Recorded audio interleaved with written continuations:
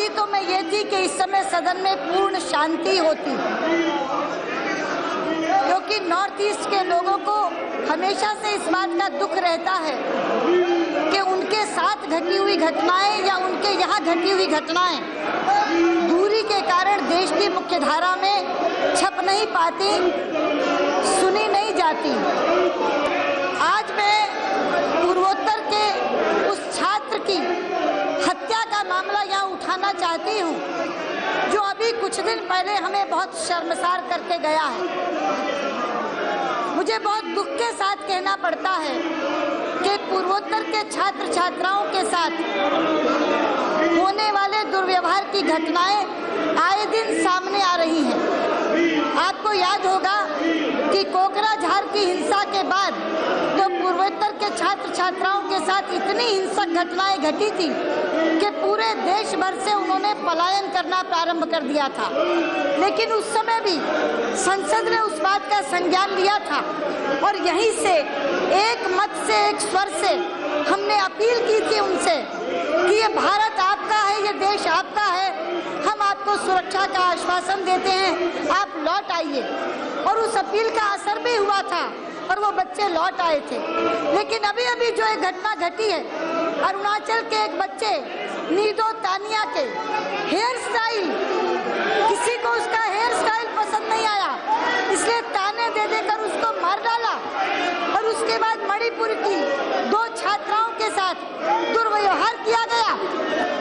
अध्यक्ष जी, मैं कहना चाहती हूँ कि ऐसा करने वाले ये भूल जाते हैं कि वो बच्चा उस अरुणाचल प्रदेश से आया था जिसका एक एक नागरिक चीन के विरुद्ध भारत का प्रहरी बना हुआ है। अरुणाचल की इतनी बड़ी सीमा चीन के साथ लगती है, चीन उन्हें लोक लुभावन वादे करके अपनी तरफ खींचता है, लेकिन ये अरुणाचल के हमारे नागरिक भारत माता की जय का नारा लगाते हुए उसे खदेड़ भगाते हैं। मैं पूछना चाहती हूँ, ये बच्चे वहाँ से क्यों आते हैं?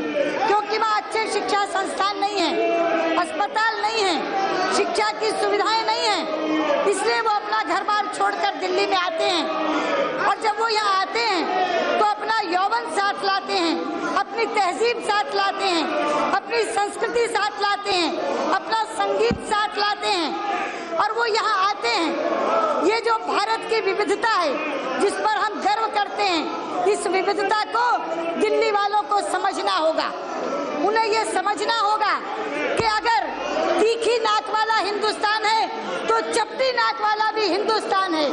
उन्हें ये समझना होगा अगर गंगा यमुना के तट पर बसने वाला हिंदुस्तान है तो ब्रह्मपुत्र के तट पर बसने वाला भी हिंदुस्तान है और ये पूरा हिंदुस्तान एक है। इसलिए मैं कहना चाहती हूँ, सरकार के नाते भी और पार्टियों के नाते भी हमारा फर्ज बनता है कि हम एक एक बच्चे की यहाँ सुरक्षा करें। लेकिन मैं हैरान हूँ, दिल्ली की सरकार के मुख्यमंत्री भी जंतर मंतर में धरने पर बैठे हैं, कांग्रेस के उपाध्यक्ष भी जाकर धरने पर बैठे हैं। 2 सरकारें, यानी कि दिल्ली सरकार चलाने वाला भी धरने पर और केंद्र की सरकार का नेतृत्व करने वाला भी धरने पर। क्या होना। और आज तो मैं आश्चर्यचकित रह गई जब पता चला कि सरकार के राज्य मंत्री ने प्रश्नकाल स्थगन का नोटिस दे दिया। ये अजूबे घट रहे हैं इस सरकार में।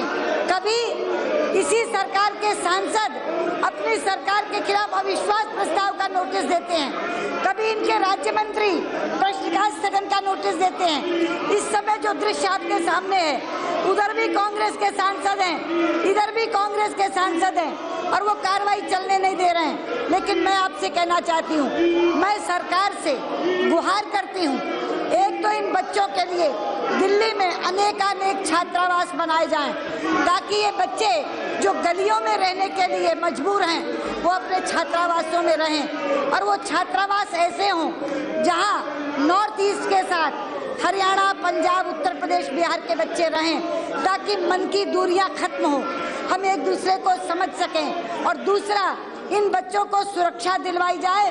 उस दिन सर्वदलीय बैठक में भाई शरद यादव ने कहा था हम लोगों की भी कोई जिम्मेदारी बनती है। मैं उन्हें बताना चाहती हूँ, जिस दिन ये घटना घटी उसी दिन मैंने ट्विटर पर लिखा था, भारतीय जनता पार्टी का एक एक कार्यकर्ता अपने अगल बगल रहने वाले नॉर्थ ईस्ट के बच्चों को सुरक्षा प्रदान करे।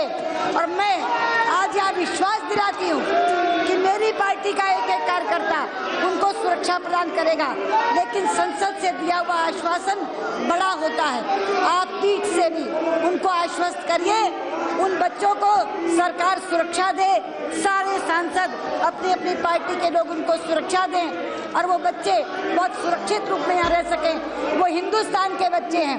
ये जो 7 सिस्टर्स कहलाते हैं पूर्वोत्तर, अब सिक्किम भी मिल गया। ये 8 बहनें आपस में 8 बहनें नहीं है, ये हमारी 8 बहनें हैं और इन 8 बहनों को सुरक्षा देना हमारी जिम्मेदारी है।